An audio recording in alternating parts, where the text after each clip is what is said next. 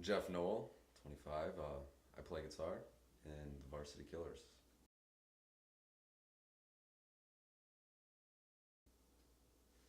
Uh, the road to forming Varsity Killers was very long. I've been in a lot of bands since I was 17.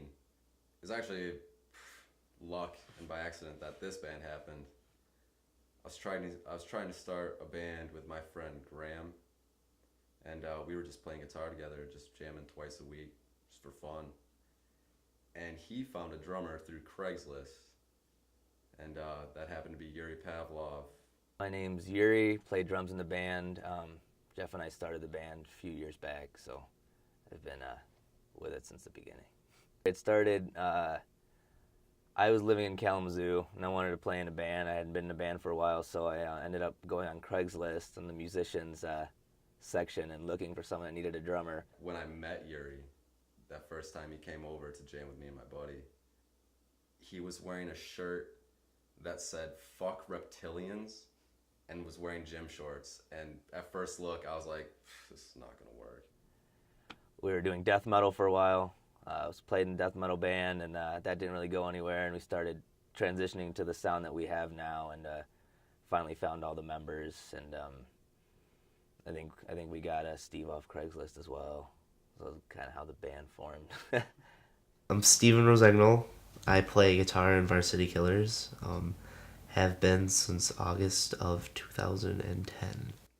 Steve introduced us to our current singer, Josh, and Josh introduced us to our current bass player, Clyde.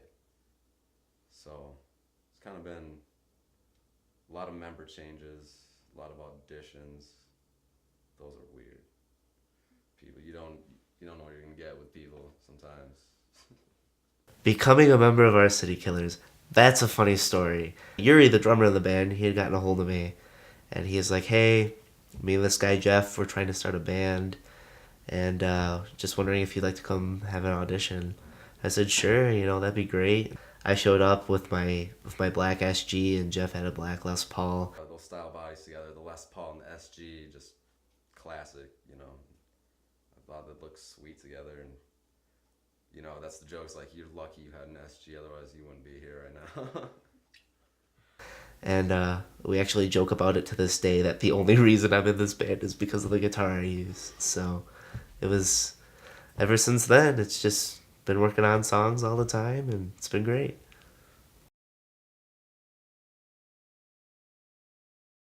What got me into music? Well, for Christmas one year, my grandmother was like, she calls me Stevie. She goes, Stevie, I'm going to go buy you a guitar for Christmas. And I'd never really been musically involved before. And I was like, okay, sounds cool. So my grandmother buys me this guitar. And it looks like Billy Joe Armstrong's from Green Day. And I was like, oh, cool, that looks cool.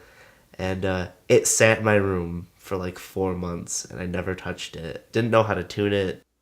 What got me started in music, I'd have to say, would be my mom.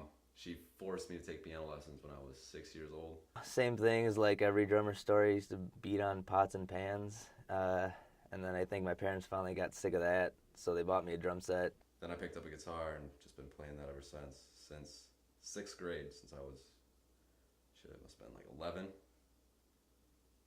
Thank God for the internet, because I taught myself. I've never taken a lesson before. And, I just started playing guitar and just started to get really into music after that. Like, I started finding artists I really like, and, tried to do their same playing styles. And rest is history. Here I am right now. Getting ready for gigs. Well, they all like to get really drunk. We like to drink.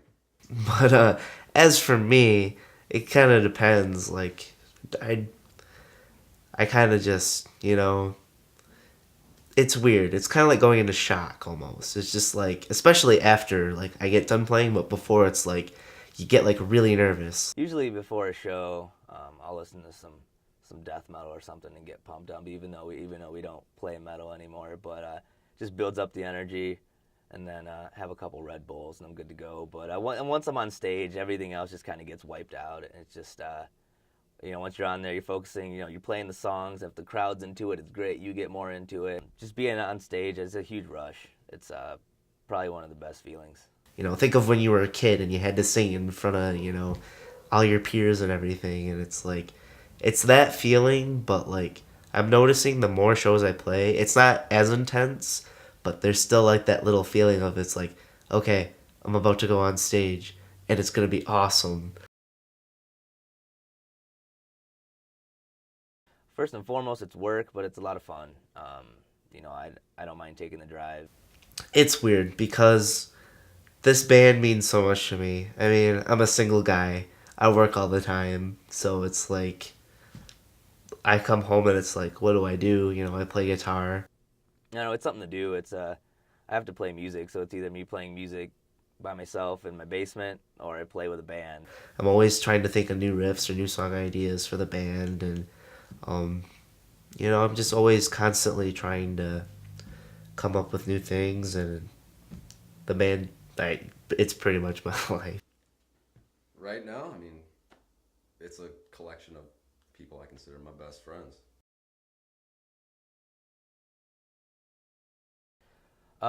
There's probably two things. The first one would be getting Josh in the band as a singer, because we had a hell of a time finding a singer that worked for us. He was a perfect fit. So that was exciting because then at that point I knew, all right, now we can start playing shows regularly. We can start planning on recording, and we can start getting serious about it.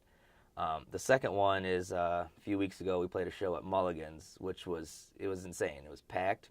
Good crowd in there. It must have been, I'd say, somewhere between 80, 90 people.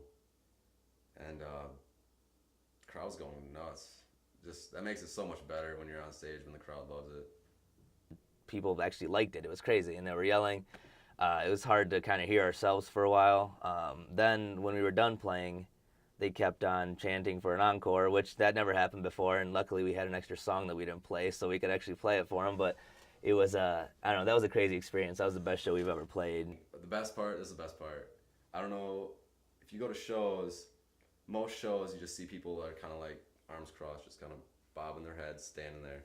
People were dancing. I haven't seen that since I was 16. One thing you don't see at shows these days is chicks dancing. All right, if they want to dance, they go to a club, right?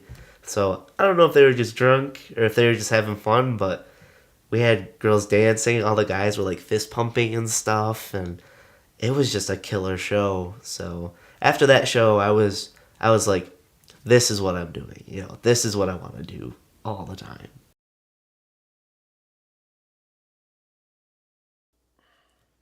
Fame and fortune is a pipe dream. I mean, even some of your favorite bands, like, they don't make that much money. Not a lot, not a whole lot of bands, especially rock and roll bands these days, make any kind of real money off doing this. Nowadays, if anyone does it, that's in a local scene, they do it because they like it. Who wouldn't want to make money doing something they love to do, playing music or anything else, sports, anything? So it'd be great, but I mean, realistically, that's less than 1% of every band out there. Best chance of making any kind of money off this would be a cover band.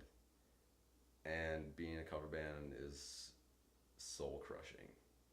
Fame and fortune would be great, but I mean, for the most part, the thing that I really love about music is like getting up on stage and rocking out. The CD, half of it was paid for us playing shows, so that was cool. But in terms of, I don't know, making millions of dollars or anything like that, I doubt that would ever happen. But if it did, I'd take it. Um, so fame, fortune, I think the fact that you are sitting in my living room doing an interview for me, that's good enough for me when it comes to fame.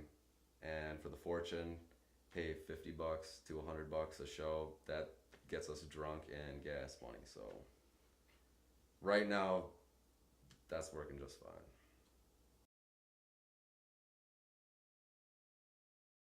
So I'm pretty stoked. It's gonna be pretty sweet.